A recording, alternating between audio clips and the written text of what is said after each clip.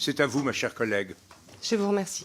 Monsieur le Président, Monsieur le rapporteur, chers collègues, le texte étudié aujourd'hui s'inscrit dans la droite ligne des récentes observations de la Commission européenne qui pointa le manque de transparence du football professionnel.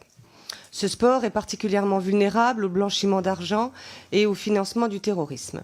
Depuis quelques années, certains États, soupçonnés d'entretenir des liens étroits avec le terrorisme, s'immiscent dans le sport européen. On pense ici aux Émirats arabes unis avec Manchester City, à l'Arabie saoudite avec Newcastle et bien sûr le Qatar avec le PSG.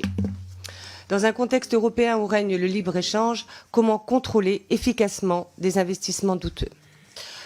Et dans ce contexte particulier d'une Coupe du Monde au Qatar, en hiver, il est pertinent de rappeler le fameux déjeuner du 23 novembre 2010 qu'organisait le président Sarkozy avec le président de l'UEFA, Michel Platini, tous deux accompagnés du prince héritier qatari et de son Premier ministre.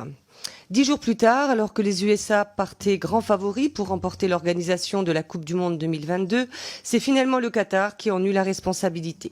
Un peu plus tard, le Qatar a acheté le PSG, une holding qatari entrée au capital du groupe Lagardère, la chaîne qatari Bein Sport obtenait les droits télé de la Ligue 1 et des compétitions européennes. Et le fils de Michel Platini devenait le directeur général d'une holding détenue par un fonds qatari. Le secrétaire général de la FIFA d'alors affirmait dans un mail, ouvrez les guillemets, qu'ils ont acheté la Coupe du Monde, fermez les guillemets, avant de se faire licencier. Les instances sportives mondiales n'ont cependant pas tiré les leçons de ce scandale en décidant récemment d'attribuer l'organisation des JO d'hiver 2029 à l'Arabie saoudite, rivale et voisine du Qatar, bien connue pour ses fameuses montagnes enneigées.